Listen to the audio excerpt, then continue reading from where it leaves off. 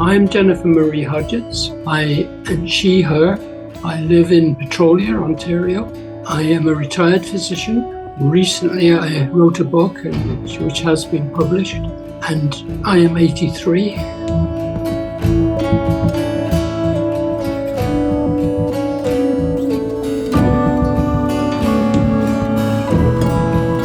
I was born in the Isle of Man and brought up mainly in England.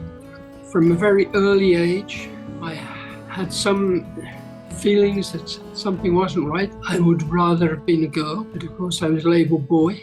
I realised it very early on that I did not dare say anything about this to my parents. I would have been pulled off to the local parish priest, I'm a Catholic, and then to the doctor, the good Catholic doctor, and then probably to a psychiatrist and been subjected to therapy. So I did not say anything. I basically started suppressing my real self then. I tried to convince myself that I was a boy because that's what I was told I was. And in those days, there was no other option. Transgender was not a term that had been yet invented. Most experts, including psychologists, hadn't the faintest idea about transgender.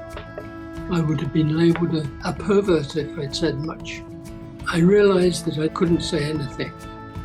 Once I was big enough, I would sometimes, when I was alone in the house, I would dress up in my mother's clothes, but making very, very sure that I was back in my normal everyday clothes well before anybody else came in the house. After a year or so, I grew out of those, so that opportunity was no longer feasible. I tried to behave as a normal male, but I didn't have interest in sport or things like motor mechanics and such like.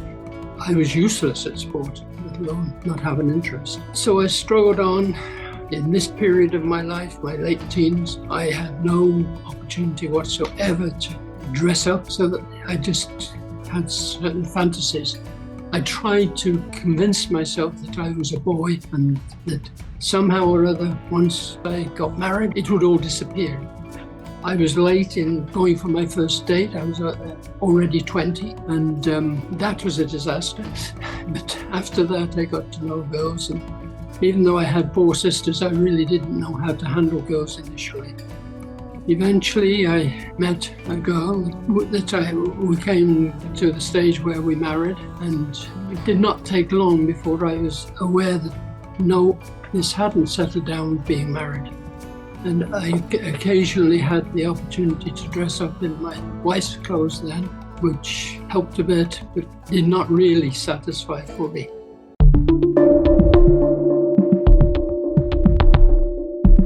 In time, my understanding of the concept of transgender developed. It took a long time before I would accept it and give myself permission to realize that, hey, maybe I am transgender. Just before I first got married, I decided, being a Catholic, I had to go to confession and confess my sinfulness of wanting to dress up. I went into the priest and said, I like to dress up in female clothes. His response was, I've never heard anything so ridiculous in all my life, which rather shattered me. Priests are supposed to be pastoral and supportive. Anyway, I coped after that for many years. Sometime probably in the 1990s, my wife actually caught me out dressed in her clothes. That put a tremendous strain on our marriage.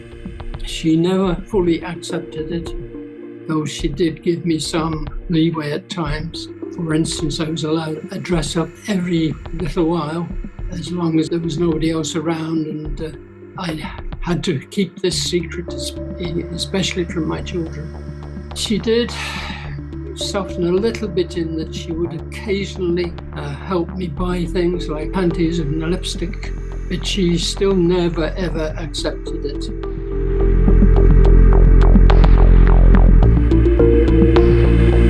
After I retired, she developed some problems with the heart and had to have valve surgery. And about a month after that, she went into a critical, irregular heart rate and had to have a pacemaker in. About 3 years later, she had a major heart attack, which she partially recovered, but she never fully recovered. And she eventually went into heart failure, which was intractable. It did not respond to treatment, and she eventually died.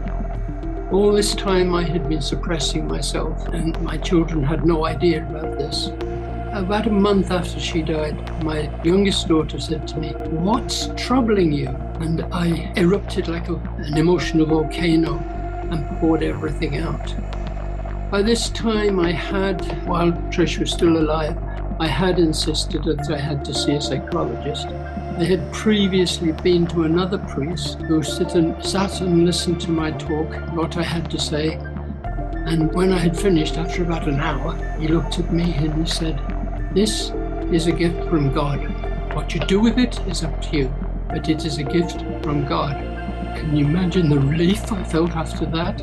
He suggested that I should see a psychologist, and eventually I managed to persuade my wife, yes, it would be a good idea for me to see a psychologist. And so I started going to the psychologist. And the first visit I had with her, I did not tell her I was wondering if I was transgender. I gave her my story, and she told me, yes, you were transgender.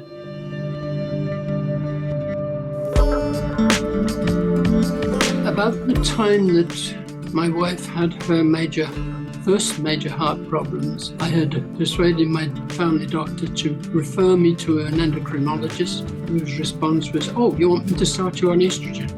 So at least 3 years or so before my wife died, I started taking estrogen. My endocrinologist didn't think I should take progesterone because I have a sister who's had breast cancer. So once I had come out to my daughter and then to my son and my other 2 daughters, they then told their children, and after that I came out. Interestingly enough, I went to my next door neighbor and to tell him, "I'm actually transgender and I'm going to be coming out dressed as a woman." He said, "Why did you bother to tell me? Just do it." Which is quite a surprise for me, a pleasant surprise. Anyway, because I'd practiced medicine in the town, I was well known and, dare I say, respected. And so when I did come out, people just accepted me. I didn't meet any opposition or trouble. And my children all accepted me, their children all accepted me, and my sisters all accepted me.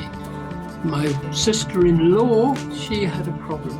I gather that part of her problem was that my wife hadn't told her about this, and she felt that they were 2 peas in a pod and should have shared absolutely everything, whereas my wife didn't feel she could dare share this.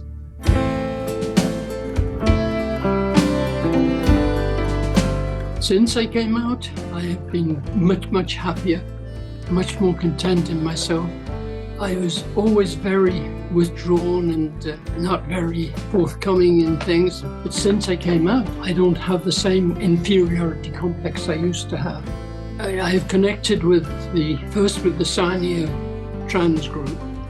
In those days, there was a couple, they had married, and then the husband had realized she was transgender and had come out, and they ran not just the trans group, but all of the LGBTQ in Sania.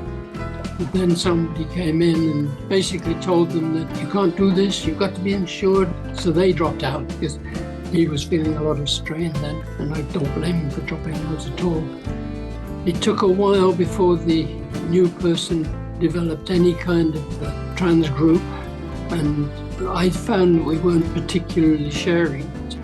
By this time I had got to know some of the trans group members, and we had decided to go down to the London trans group. There are 2 groups. There's a group of older people like myself, or maybe younger than me, and there's a younger group. We tend to sit in separate areas, though not totally apart. We share a lot, and I've been fascinated by the number of similarities and things I could identify with. One of the trans women in London is a poet. She converted me. I always convinced that poetry had to rhyme, but when I was introduced to her poetry, I realized, no, it doesn't always have to rhyme. She has actually a book on her trans journey of poems, which is really fascinating to read, and I really enjoyed that.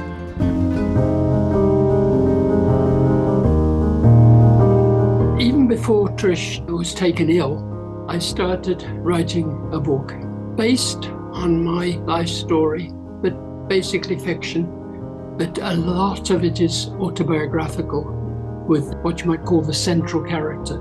So I started doing that, hiding it on the computer, giving it fictitious names that wouldn't make her suspicious if she happened to look at the computer. After she died, I worked on it more, and in the last couple of years, I've developed the book. The story is quite similar to my life, but not to my wife's life, except insofar as some of the reactions I've had from my wife I have included in the book.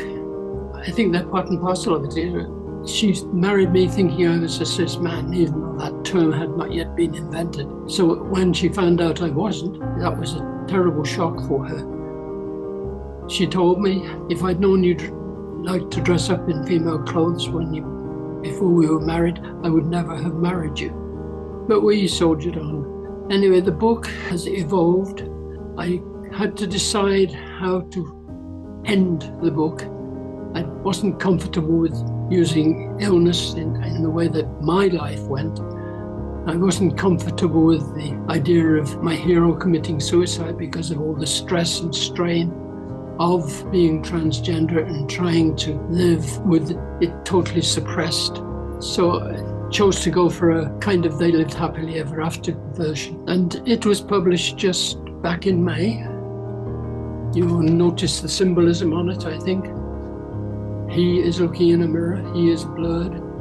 She is clear, but she's looking out. And there is a little bit of the trans flag up in the top corner. And the title being Lady in Waiting, which is what I felt I was. All my life I felt I was a lady in waiting, even if I didn't accept it and acknowledge it for a long, long time. I would like the book to help people, first of all, people who are trans and just struggling to recognize themselves and to realize, no, you're not alone. There are many people who are transgender out there. I hope they will read it and find it supporting. And the other group I would like to influence is those who are not sure what transgender is. They're cis people who are exploring, wondering what all this business of transgender really is. And I am hoping that it will help them. The reception I have had in Sarnia City and Lambton County has been exceptional. I had a book signing in Sarnia. The bookshop in Sarnia has been extremely supportive. They put on a book signing for me, and I gave a short talk myself, and I sat and signed books. We must have sold probably 80 books that day, which is exceptional.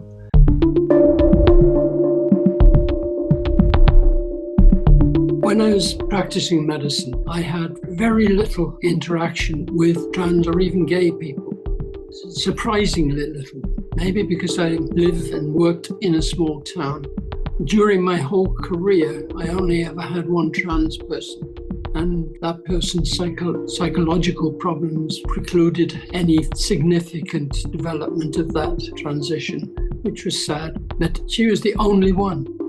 So I did not really have any interaction with my practice with trans people or gay people. When I retired back in 2005, I still didn't have any interaction with trans people at all. At that time, my wife would have been horrified if I'd said, well, I'm going to go to the trans meeting now. And I thought I had to suppress my inner discomfort and problems for her sake. I felt that I had a moral duty. She had married me thinking I was a cis person. In retrospect, looking back, did she love me or did she love the man that she perceived me to be? I don't know, because while she didn't reject me once she knew I was trans after I first saw my psychologist, our relationship was more distant.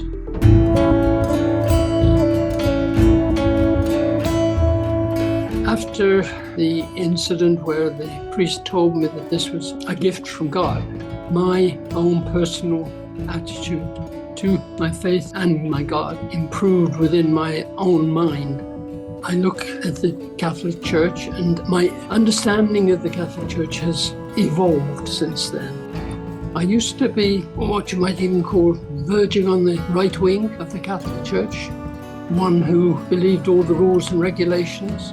One of our priests used to stand up in the pulpit and say that the Pharisees had 613 rules that all the Jews had to obey. Can you believe that? And I would think, how many rules are there in the Code of Canon Law, the laws of the Catholic Church? I've since found out that there are 1,752, and there are a lot more other sets of rules. As I have evolved, I have come to have a much broader attitude. My own personal view now is that all Christians are part of Christ's Church. Not just the Catholic Church, not just the Orthodox Church, but all of us. This has broadened my attitudes, and I have some daily reading books that I read every morning, and some of them are by non-Catholic Christian authors, and the insights that they have are phenomenal. And you look around at people like C.S. Lewis, for instance. When he started to seek religion, he became an Anglican. His friend, J.R.R. Tolkien, who was a Catholic by then, wanted him to become a Catholic, and he said no, and he never did. And you look at his work and his insights. The Holy Spirit doesn't just give insights to Catholics or to Orthodox, but to many people, and probably way beyond just the Christian churches.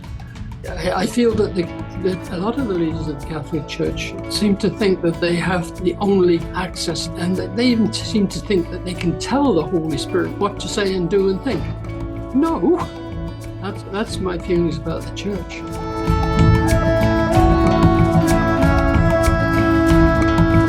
Once that priest told me that this was a gift from God, it dispelled all my guilt complexes about being trans. Then felt that I could pursue being trans and admit it, at least to myself. Because of my wife's attitude, I couldn't admit it beyond that until much later, but it freed me up. My attitude to God and my religion has changed quite markedly. Jesus told us the greatest commandment was love God, and the second is like to the first, love your neighbor as yourself. Sometimes I don't see that love of neighbor among leaders of churches. There are tremendous exceptions, and I've met them, talked to them, but as I say, I have broadened my outlook on what is Christianity and what is Christ's Church.